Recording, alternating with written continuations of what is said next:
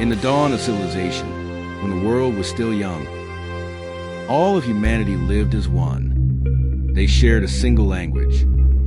They spoke with one voice. And they moved with one purpose. There were no borders, no nations, no divisions. As they journeyed eastward, they discovered a vast plain in the land of Shinar. Fertile, open, and full of promise. There they chose to settle. And in that place, a powerful idea was born.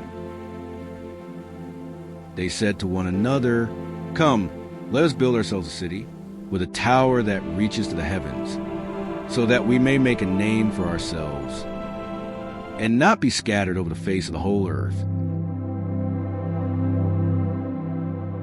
It was more than a construction project. It was a declaration. A desire for greatness without God. A unity driven not by obedience, but by pride. Brick by brick, they worked. They baked clay into stone. They sealed it with tar from mortar. Hands moved in perfect rhythm. Voices echoed across the plain. The city rose from the earth, and at its center, the tower climbed higher and higher, reaching toward the sky. A monument to human ambition, a symbol of strength, control, and self-glory. But the higher the tower rose, the further their hearts drifted from humility. Then the Lord came down to see the city and the tower the people were building. From heaven, he observed their unity. From earth, he saw their intention. And the Lord said, "If as one people, speaking the same language, they have begun to do this, then nothing they plan to do will be impossible for them. Come, let us go down and confuse their language." And so it was. Suddenly, cacophony of new tongues filled the air. The builders could no longer communicate. Their collaboration dissolved into confusion. Work on the great tower ceased. The Lord scattered them from there over all the earth. City was left unfinished, and its tower stood testament to their broken pride.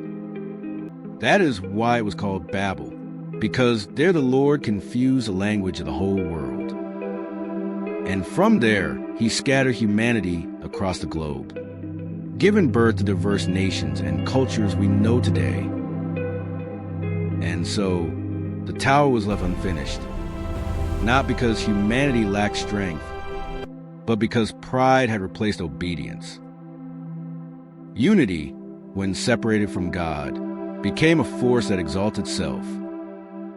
Instead of honoring the Creator, in their desire to make a name for themselves, they forgot the one who gives all names meaning. They feared being scattered, yet pride brought division. They sought control, yet confusion followed. And from that moment on, languages multiplied. Nations were formed. People spread across the earth, each speaking differently, yet all sharing the same origin. This was not merely judgment, it was mercy. God intervened to restrain human arrogance and to protect his greater plan for the world. The Tower of Babel stands as a timeless reminder that ambition without God leads to collapse. That progress without humility leads to confusion. And that true greatness is found, not in making a name for ourselves, but in walking under the authority of God. Unity is powerful, but only when it is rooted in humility and obedience. God opposes pride, but he blesses purpose aligned with his will.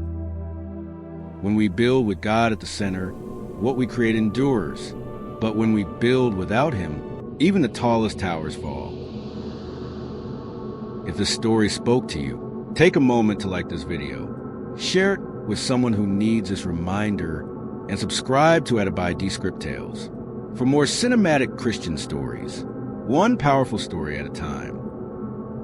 Until the next story, remember, build with God, and what you build will last.